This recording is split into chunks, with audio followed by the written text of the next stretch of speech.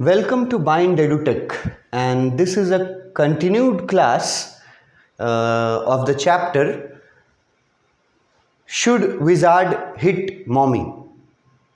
हम लोग ये चैप्टर टेक्स्ट बुक से पढ़ रहे थे और उसमें हम लोग इस पॉइंट पे थे कहानी में जहाँ पे जैक जो है फादर वो जो को एक बेबी रॉजर स्कंक का स्टोरी बताते हैं और बताते हैं कि कैसे वो बेबी रॉजर स्कंक को दूसरे लिटिल क्रिएचर्स जो हैं वो उसके आने से कैसे उसको बोल के चिढ़ाते थे और वहाँ से भाग जाते थे और रॉजर स्कंक अकेला वहाँ खड़ा रह जाता था और उसकी आँखों से टीयर्स निकलने लगते थे।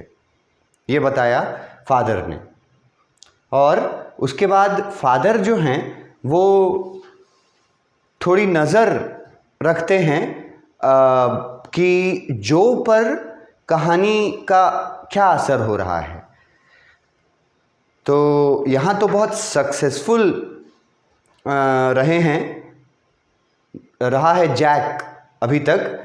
जो बताया है वहाँ पर जो पूरी तरह से अटैच्ड है स्टोरी में, इस बात का सबूत है कि जैक को दिखाई पड़ता है जैसे जो भी लिटिल स्कंक के साथ रो रही थी, मतलब उसके भी इमोशंस वो थे।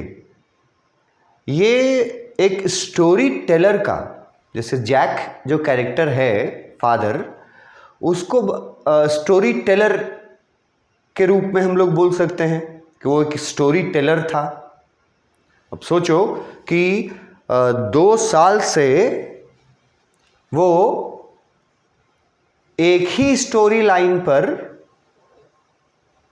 अलग अलग क्रिएचर्स का स्टोरीज हर इवनिंग को, इवनिंग यहाँ बेड टाइम को बोला गया है, हर बेड टाइम पे वो सुनाता था 2 सालों से।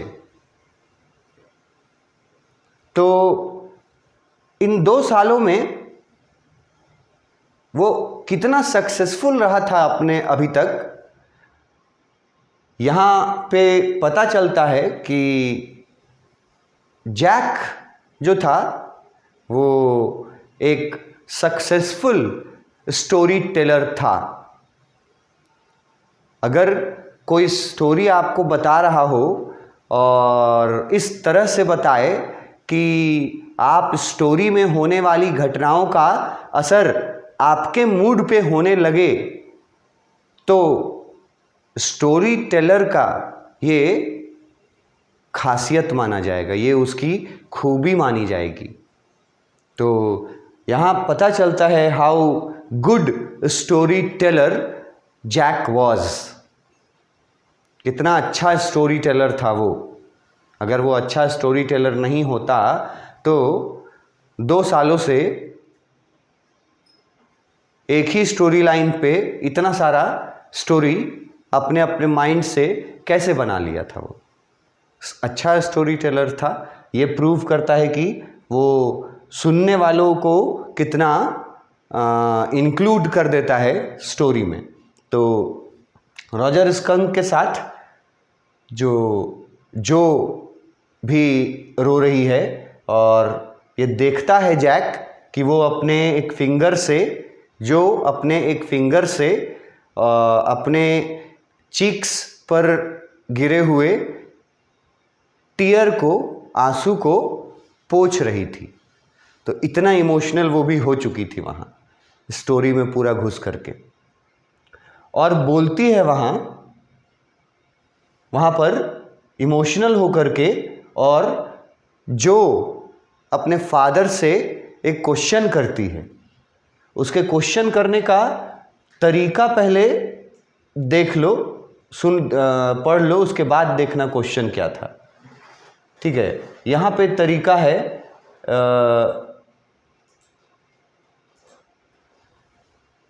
रेड वाला जो है, और ये वाला है क्वेश्चन। पहले ये देखो, she asked in a high and faintly roughed voice. यहां पे उसका ये जो वॉइस है वो भी बतलाता है कि किस तरह से वो इमोशनल हो चुकी है, कहानी में डूब चुकी है, और कहानी में जो उसको बताया जा रहा है वो सच सही मान रही है, किस तरह से डूब चुकी है वो बताता है। इसका वॉइस के बारे में ये याद रखने लायक चीज़ है, बहुत कम लोग ये याद रख पाएंगे कि कैसी आवाज़ में जो ने ये सवाल पूछा था अपने फादर जैक से। उस समय उसकी आवाज़ कैसी थी, अगर ये पूछ दिया तो बहुत कम लोग जवाब दे पाएंगे। ये अगर याद रहेगा वो लोग जवाब दे पाएंगे। सिर्फ एक लाइन, ये लाइन कि उस समय जो का जो वॉइस था वो हाई था, मतलब थोड़ा लाउड था, एंड फेंटली रफंड लिखा हुआ है, और थोड़ा फेंटली मतलब है लिटिल बिट, थोड़ा जिसको बोलते हैं ना इमोशनल हो करके जो वॉइस निकलता है किसी व्यक्ति, अगर कोई इमोशनल है, कोई रो रहा है और उस समय वो कुछ बोलता है अगर रोते वक्त, तो उस आवाज़ को यहाँ बोला गया है high and faintly roughened voice. ये याद रखना पड़ेगा, ये टर्म याद रखना पड़ेगा, बना के नहीं लिख सकते हैं, टर्म याद रखना पड़ेगा। High and faintly roughened voice, ये वॉइस थी, ऐसी वॉइस थी, इसमें वॉइस में एक इमोशन था। तो पूछती क्या है वो इस वॉइस में? अब आते हैं इसके ऊपर, क्वेश्चन क्या पूछती है? अपने डैड से पूछती है, won't he see the owl?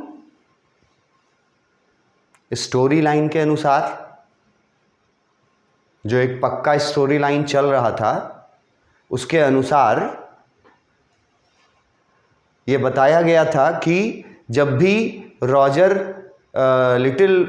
Little Roger को, चाहे वो कोई भी क्रिएचर हो, जब भी लिटिल रॉजर को प्रॉब्लम होता था तो वो जाता था किसके पास? वाइज ओल्ड आउल के पास। तो इस स्टोरी में जो जैक बता रहे हैं अपनी बेटी को जो कहानी, उसी स्टोरी लाइन पे बता रहे हैं। तो स्टोरी लाइन के अनुसार बहुत इमोशनल होकर के, बहुत इमोशनल भरी आवाज में जो ने ये सवाल किया अपने डैडी से, पापा से, इससे जैक से। वो बोली, won't he see the owl? मतलब स्टोरी लाइन के अनुसार उसके मन में बैठा हुआ है, जो के मन में, कि जब भी मुसीबत में फंसता है तो किसके पास जाता है? वाइज ओल्ड आउल के पास। तो वो पूछती है जैक से कि क्या बेबी रॉजर स्कंक जो रो रहा है, जो उसको प्रॉब्लम है, वो अलोन है, लोनलीनेस में रहता है, तो क्या वो ये प्रॉब्लम लेकर के और हमेशा की तरह आउल के पास नहीं जाएगा? ये सवाल पूछा था जो ने। ये भी दिखलाता है कि किस तरह से जो को मतलब कि इंक्लूड कर देते थे, मतलब उसको एक इमेजिनेटिव वर्ल्ड में ले जाता था जैक स्टोरी सुनाते वक्त, और अभी तक तो इतना सक्सेसफुल था स्टोरी लाइन के अनुसार, जो सवाल पूछती है क्योंकि उसके माइंड में बैठा रहता है कि जब भी रॉजर को कोई प्रॉब्लम होता है तो वो वाइज आउल के पास जाता है। तो यहाँ भी रॉजर प्रॉब्लम में है, पूछती है क्या वो आउल को के पास नहीं जाएगा अपने परेशानी को लेकर के। She asked in a high and faintly roughened voice. ये वॉइस के बारे में मैंने आपको बता दिया कि याद रखना है। Sitting on the bed beside her. Jack जो था वो बेड पर, डबल बेड जो था उन लोगों का, उस डबल बेड पे बैठा हुआ था, जो लेटी हुई थी और दोनों बहुत क्लोज्ड थे। मतलब वो दोनों जो थे वो आपस में सटे हुए थे, उनका बॉडी टच कर रहा था एक दूसरे को। जो लेटी हुई है और जैक कहानी सुना रहा है। यहां लिखा हुआ है sitting on the bed beside her. Jack जो है वो बेड पे बैठा हुआ है, लेकिन जो से फिजिकली अटैच्ड है, जो के बॉडी से उसकी बॉडी का कनेक्शन है, कहीं टच हो रहा है। हालांकि वो बैठा हुआ है और जो सोई हुई है और कहानी सुन रही है, तो वो टच है आपस में। ये बताता है sitting on the bed beside her, Jack felt the covers tug as her legs switched tensely. यहां पे भी एक चीज फील करता है जैक, एक इमोशन फील करता है। एक तो जैक जो है वो ये पहले ट्रेस करता है, नज़र रखता है कि जो के आंखों से भी आंसू निकल रहे होते हैं और वो अपने 4 फिंगर्स से आंसू को पोंछती है, जैसे आंसू पोंछे जाते हैं। जैसे रॉजर रो रहा था, बेबी रॉजर स्कंक रो रहा था, वो भी जैक ने ऑब्जर्व किया था जानबूझ करके कि देखते हैं कि क्या असर पड़ता है। और यहाँ भी जैक को एक ऑब्जर्वेशन हुआ है, कुछ ऑब्जर्व किया है, कोई फीलिंग्स, उसके बारे में यहाँ बता रहा है। सबसे पहले बता दिया कि फिजिकल टच में थे, तो उसके बाद ये लाइन लिखा कि जैक को जो ब्लैंकेट ओढ़ी हुई थी,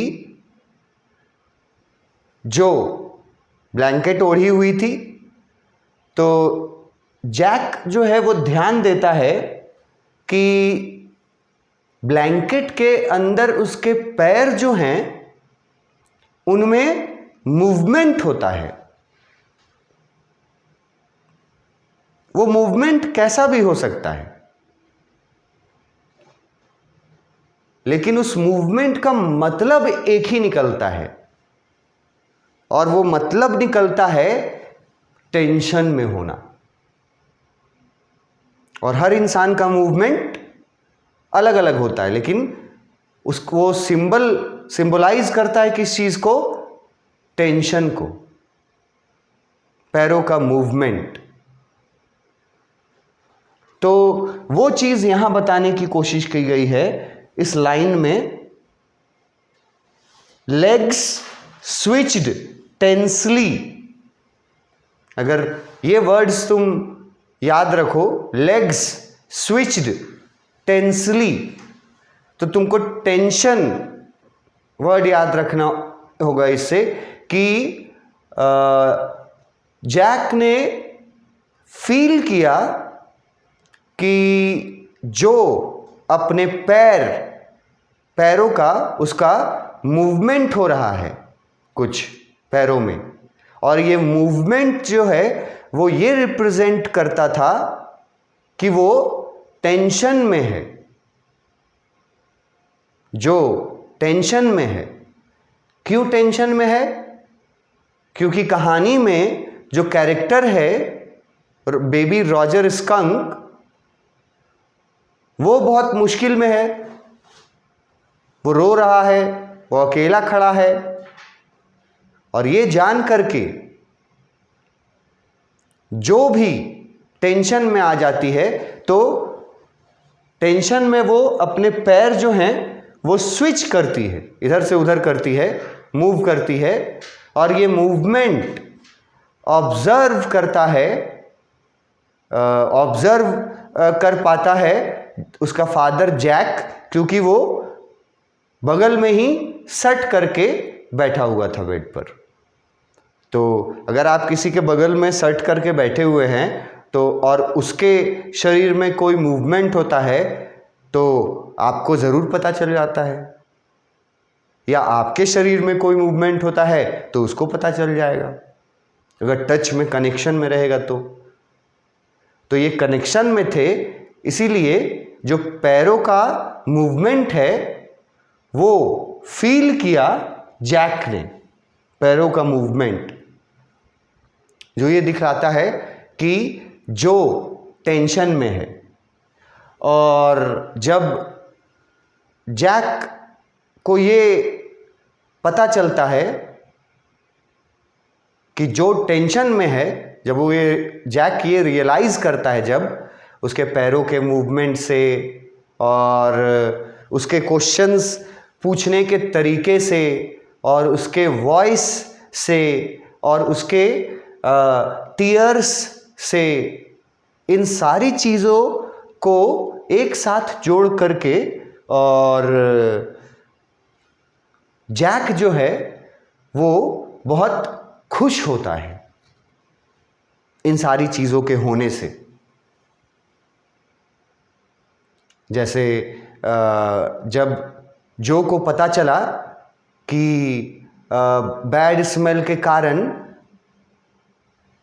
other little creatures Roger skunk को चिढ़ाते हैं, बोलते हैं कि आ गया बदबूदार रॉजर स्कंक, और भाग जाते हैं वहाँ से। रॉजर स्कंक अकेले रह जाता है और उसकी आंखों से आंसू बहने लगते हैं। ये जब बताता है तो जो भी फील करती है उस सैडनेस को, और उस ऐसा लगता है कि उसकी आंखों से भी आंसू निकलते हैं। तो ये एक स्टोरी टेलर के लिए एक इनकरेज करने वाली बात होती है ना, कि आप जो बता रहे हैं वो उस पर विश्वास कर रहा है अगर, तो आप और उसको उत्सुक होकर बताते हैं। तो अब जब जैक को रियलाइज हुआ कि जो है टेंशन में आ गई है कहानी के वजह से, तो वो बहुत खुश हुआ। ही was pleased with this moment. और प्लीज्ड का मतलब यहां है हैप्पी। ये प्लीज्ड भी बहुत कोई नहीं समझ पाएगा, इसको याद रखना कि इसका मतलब होता है टू बी वेरी हैप्पी, बहुत खुश होना। बोलोगे ना कि अगर कॉमनली तुम बोलते हो तो बोलते हो आई एम वेरी हैप्पी, ठीक है, लेकिन उसके जगह पर तुम बोल सकते हो आई एम वेरी प्लीज्ड। ये प्लीज्ड वर्ड जो है, जबकि अगर डी हटा दें तो ये प्लीज वर्ड बन जाता है, जिसका मतलब होता है आप माफ़ी मांग रहे हैं, कृपया वर्ड जो होता है वो। यहाँ प्लीज्ड का मतलब है happiness. He was pleased. Jack father जो थे वो बहुत खुश हुए इस मोमेंट पर, जब उनको ये रियलाइज हुआ कि उनकी बेटी जो है वो स्टोरी को बिल्कुल सही मान रही है। और क्योंकि वो भी वैसे वैसे रिएक्ट कर रही है स्टोरी के अनुसार। तो फादर बहुत खुश होते हैं, ही was pleased, he was telling her something true. Father ये सोच करके खुश होते हैं कि जो ये समझ रही है कि हम उसको सच बात बता रहे हैं, मतलब हम जो उसको कहानी सुना रहे हैं वो सच है, ये जो को लग रहा है। समथिंग सी मस्ट नो, और उसको लग रहा है कि उसको ये चीज जानना चाहिए, इसके आगे जानना चाहिए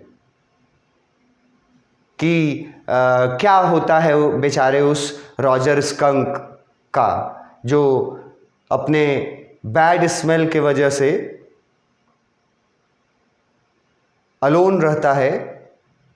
उस रॉजर स्कंक का आगे क्या होता है ये जानने की इच्छा जो में आ चुकी थी। तभी तो वो पूछी थी कि क्या रॉजर स्कंक वाइज आउल के पास नहीं जाएगा, मतलब वो टेंशन में भी थी, वो चाहती थी कि जाए।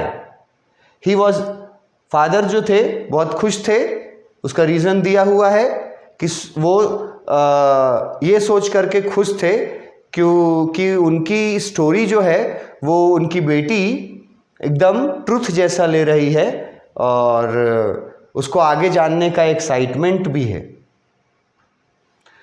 And had no wish to hurry on, लेकिन फादर को जल्दबाजी करने की इच्छा नहीं है। यहां क्या मतलब निकलता है, सिचुएशन को तुम इमेजिन करके देखो। He had no wish to hurry on, father जो है जो बेटी वो चाहती है, वो बहुत उत्सुक हो चुकी है, बहुत भावुक हो चुकी है अभी तक के कहानी को सुन करके, और वो जल्द से जल्द आगे का कहानी जानना चाहती है। इसलिए वो पूछती है कि डैड क्या बेबी रॉजर स्कंक अपने प्रॉब्लम को लेकर के वाइज आउल के पास नहीं जाएगा जैसे वो हमेशा जाता है। तो ये जब फील करते हैं, ये जब रियलाइज करते हैं कि जैक फादर जब ये रियलाइज करता है कि मेरी बताई हुई बातों को मेरी बेटी जो है वो बिल्कुल ट्रुथ के जैसा ले रही है, तो वो बहुत खुश होता है। बहुत छोटे छोटे क्वेश्चंस यहाँ से अराइज किए जाते हैं, बहुत छोटे छोटे क्वेश्चंस मिला जुला करके यहाँ से ये सवाल जो है ना, won't he see the owl, ये जो सवाल है यहां से लेकर के यहां तक पूरा पैराग्राफ जो है, इसमें सभी बातें आपको याद रखनी होगी। Each and every information given in these lines, what they mean, उनका मीनिंग क्या है ये तुमको याद रखना होगा। और यहां से किसी भी तरह से सवाल पूछे तो उसका आंसर जो है वो तुम यहीं से दोगे। यहाँ से जितना ज़्यादा इन्फॉर्मेशन तुम्हारे पास होगा, तुम हाँ रिकॉल कर पाओगे, ध्यान से अगर सुनोगे, तो यहाँ से यहाँ तक का क्वेश्चन से लेकर के यहाँ तक का जो पोर्शन है ना, उससे बहुत सारे सवाल बन सकते हैं। और उन सारे सवालों का जवाब बस ये 4-5 लाइंस में है। तो इन 4-5 लाइंस को थोड़ा स्पेशली फोकस करके समझना है। सबसे पहले कि ये सवाल किसने पूछा है और किससे। सवाल है won't he see the owl, ये सवाल दे दिया और पूछेगा कि ये सवाल किसने पूछा है, किससे पूछा है, क्यों पूछा है। उसके बाद ये वर्ड जो है high and faintly roughened voice, इसके बारे में कुछ पूछ देगा कि जो की आवाज कैसी थी जब वो ये सवाल पूछ रही थी, जो की आवाज कैसी थी, तो वो तुमको ये वाला लाइन से जवाब देना होगा। उसके बाद फिर नेक्स्ट सवाल पूछ सकता है कि जैक को कैसे फील होता है कि जो के पैरों में मूवमेंट हो रहा है, वो एक्साइटेड हो रही है, कैसे फील होता है। तो भी यहीं से दोगे कि जैक जो है वो बैठा हुआ था बेड पर बिसाइड हर, उससे एकदम सट करके बैठा हुआ था। तो चादर के अंदर जो पैरों की हलचल होती है, लेग्स का जो स्विच करना होता है, उससे फादर को ये फील हो जाता है, वो समझ जाते हैं कि जो टेंशन में आ गई है और जो है वो और ज़्यादा अब इसके आगे जानने को इच्छुक है। और ये सोच करके उसके फादर बहुत खुश थे। यह लिखा हुआ है क्या सोच करके खुश थे। वो ये सोच करके खुश थे that whatever he is telling, जो is considering it as truth without asking any question.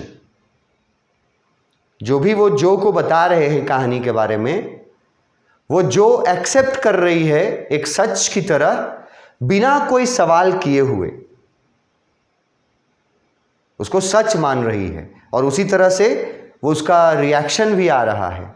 तो इससे खुशी मिलता है जैक को, और वो थोड़ा मज़ा लेना चाहता है।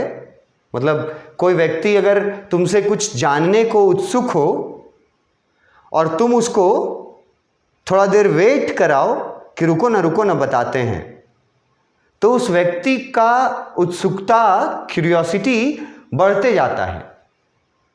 और इससे क्या होता है कि बताने वाले को मज़ा आता है, क्योंकि सामने वाला जानना चाहता है जल्द से जल्द, बार बार बोलेगा बताओ ना प्लीज़, बताओ ना क्या हुआ था, और आप मज़ा लेंगे कि रुको अभी इसको थोड़ा देर और तरसाते हैं तब बताएंगे। तो ऐसा ही मज़ा ले रहे थे जो के फादर जैक, इसीलिए वो खुश थे। इसके आगे हम लोग नेक्स्ट क्लास में पढ़ेंगे। Thank you.